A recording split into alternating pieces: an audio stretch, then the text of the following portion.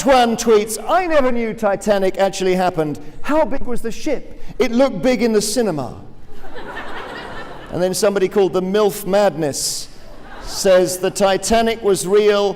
Holy shit, I'm never going on a cruise. I present a daily show on Radio 2, the most listened to radio station in the UK, and it's called The Jeremy Vine Show. I also host Crime Watch, Eggheads, Points of View, and I do the election graphics, which involve a lot of gesticulating. I think I've been really lucky with my career at the BBC because I started as a trainee in the 80s, and then I was a reporter for the Today programme. I was then a political correspondent when Tony Blair was arriving and John Major's government was falling apart. Then Africa correspondent, and then I was a Newsnight presenter alongside Jeremy Paxman, and then, my goodness, Radio 2. Somewhere along the way, Panorama and Crime Watch and other programs like that.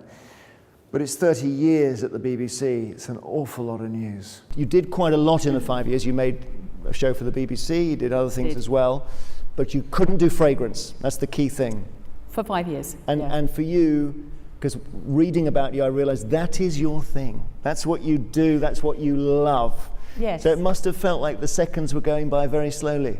I spent a long time in what's called the lobby in Westminster, interviewing a lot of politicians. I remember Tony Blair when he was just an MP from before he became Prime Minister. I guess my most famous interview is with Gordon Brown in the 2010 election when it emerged that he'd been rude to a female pensioner in Rochdale. He called her a bigot, and the tape arrived as I was interviewing him, and he sort of slumps forwards with his head in his hands, and that was the key image from Labour's loss of power after 13 years. I think the best report I ever did was in South Africa. We had a work experience person in the office in Johannesburg, and she wanted to do something. So I said, well, why don't you go out with the South African police? And she came back 2 weeks later with the most stunning footage of people being beaten up and having dogs set on them and cigarettes stubbed in their heads and so on.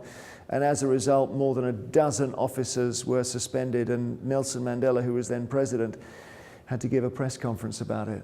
So I suddenly thought, yeah, journalism can change things. I love to host events, and particularly to do after dinner speeches. I think after 30 years in the BBC, I've got a lot of news experience, quite a lot of politics experience, because I also, of course, do the election graphics. But also along the way, just the crazy stuff that happens, the wonderful, wonderful stuff. When I was in Italy, in Naples filming, and I asked a police spokeswoman, is crime in this city completely out of control? And she replied, no, it is in the control of 4 families.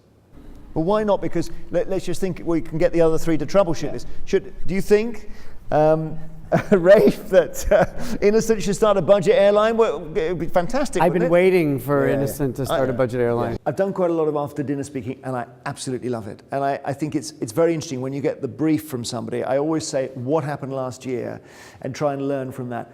Who the audience is, tailor it to the audience. That's the key thing. Don't just turn up and do the same speech every time.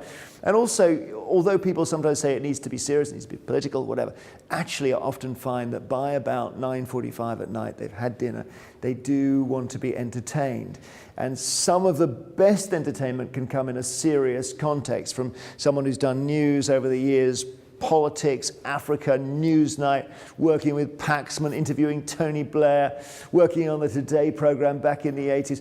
All of that stuff is great material because people in the end, I think, are fascinated by what happens inside the BBC and how it works.